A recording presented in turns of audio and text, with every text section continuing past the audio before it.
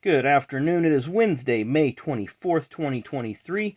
We have a lot of birthdays to get through and a few events, and pretty big events at that, because we're getting into that period of time where the Indianapolis 500 and the World 600, now Coca-Cola 600, become part of that window of the calendar.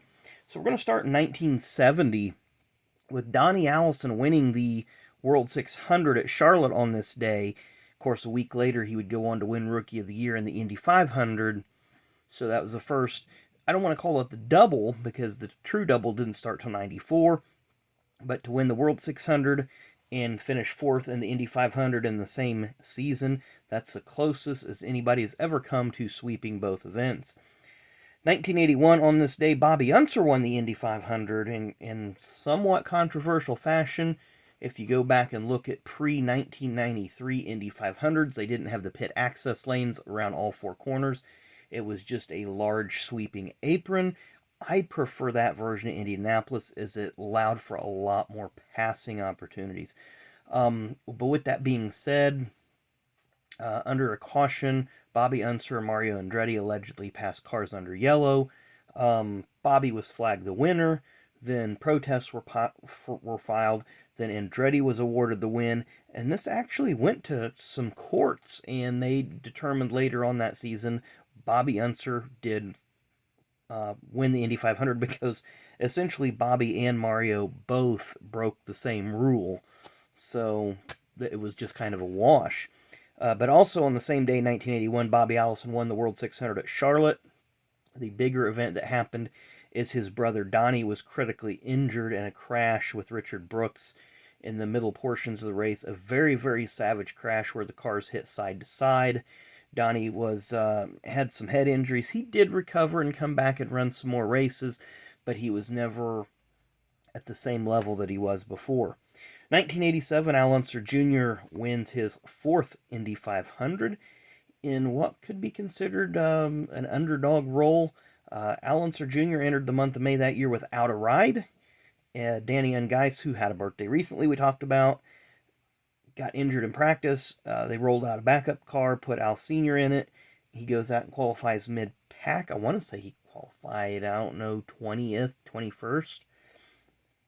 And ended up winning his fourth Indy 500.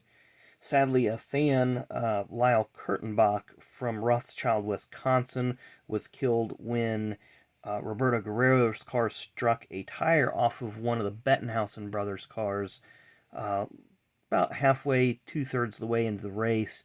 So that happened between the short shoot on between turns 3 and 4. So kind of a sad day there. Also, same day, Kyle Petty won at a very, very high attrition-filled World 600 at Charlotte, and that was his second career win. And here's something with the 1987, those two big races. Al Sr. won the Indy 500 we just mentioned. His son, Al Jr., finished fourth. In the Coke 600, same day, the finish was just a couple hours after the 500. Kyle Petty won, and his father, Richard, finished fourth. So kind of fun how father-sons finished first and fourth on those two big days that day, or two big races that day. Of course, 1992, Al Unser Jr. and Scott Goodyear have, and I think it's still the closest finish in Indy 500 history. That was a very cold day. I remember it very well. I was actually taking my final driving test for my driver's ed class, and we just listened to about half the race on the radio, and most of it was just yellow, yellow, yellow. It felt like air temperature felt like it was about 60 degrees. They could never get the tires up to temperature, so the cars were constantly spinning and crashing. A lot of attrition in that race. I believe that was the year Lynn St. James got Rookie of the Year, became the first woman to get that honor. She wasn't the first woman to start the race, but the first to win the Rookie of the Year honor. Also, same date, Dale Earnhardt won the Coke 600 at Charlotte for his only points-paying win for 1992. He did win the qualifying race at Daytona earlier that year, but of course those paid 0 points. Now on to our birthdays, and we've got a mess of them. We're going to start in 1974. Brent Sherman, many of you don't remember him, but back in the early 2000s, ran for BAM Racing, started the season, I want to say it was 2004, with sort of sponsorship. I believe his father was a higher up in the CERTA Corporation. After a handful of races, they released him. That just wasn't working. We have another birthday. Former IndyCar driver, but an IndyCar owner now. Multi-time champ. Born on this day in 1958. Mr. Chip Ganassi.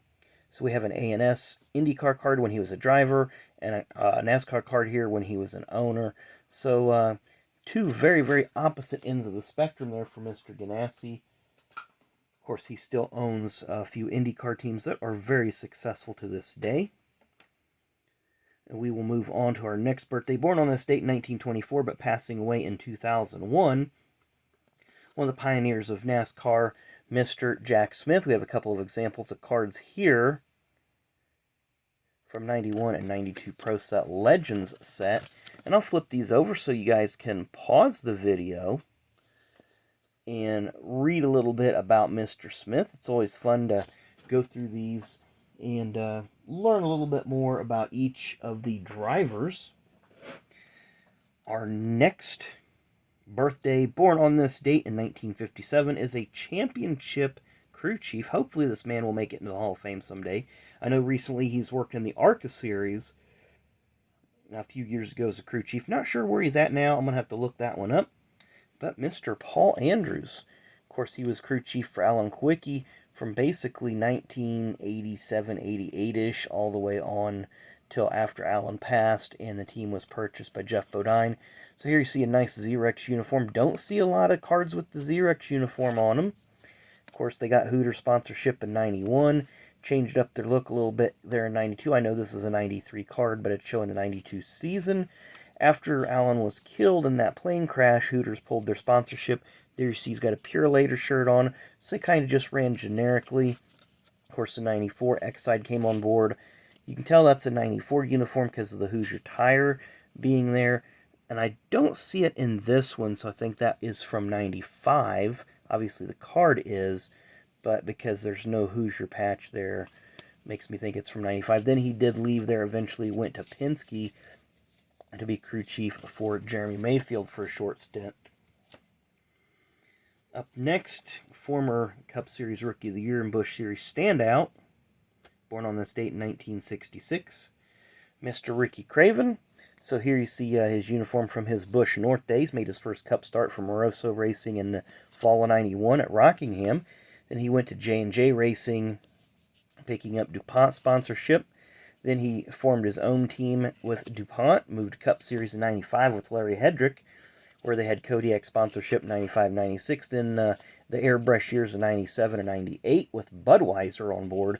Got released that year, ran for Hal Hicks Midwest Transit team for a few seasons, and even had a stint in the number 58 car. I think that was owned by Seth Barber the second or third. Seth Barber the third, number 58. That team kind of disbanded most of the way into the season after they released Craven. Then he got picked up by PPI and Tide sponsorship. And here's a look at the Midwest Transit car, because that was the only image that I've got of it. Then he had a cup of coffee in the Truck Series for Roush, and then he retired. And if you listen to a lot of the podcasts, like the Dale Jr. Download Scene Vault podcast, where he has been interviewed, talks a lot about all these rides and then more in-depth stuff. But we talked about the J&J team. This was the second year for the J&J team with that really brightly colored car. 91, it was a really generic-looking car. Then his own car, very similarly painted. And we talked about Kodiak car. They had a lot going on here, and then they cleaned it up the next year, took a lot of the black off, made the numbers white on the side. So it's a really clean-looking car. Talk about the airbrush Bud cars. And then I forgot about this one, that during that time he ran his own Busch team with Ray Bestis sponsorship. Then, of course, the Tide years at PPC. You got the Ford, and then later the Pontiac Grand Prix. And this is some promo card. I don't know where I picked this up at. But there you see the Pontiac that Ricky drove. And strangely enough, not a lot of PPC merch out there with the Tide stuff. Like Bobby Hamilton Jr. and Travis Quapple. I don't see any of their stuff out there. Then our final birthday, two-time and reigning Cup Series champion, born on this day in 1990, Mr. Joey Logano. We're hitting 10 minutes. This is one of our longest videos. And this next couple of weeks, if there's a lot of birthdays, they're going to be like this because we're going to have a lot of Indy 500 and Coke 600 stuff to talk about. And as big name as Joey Logano is, I'm not going to show you a lot of his cards because he's driven for 2 Cup teams. Gibbs and Penske, Home Depot and Shell. Not much changes.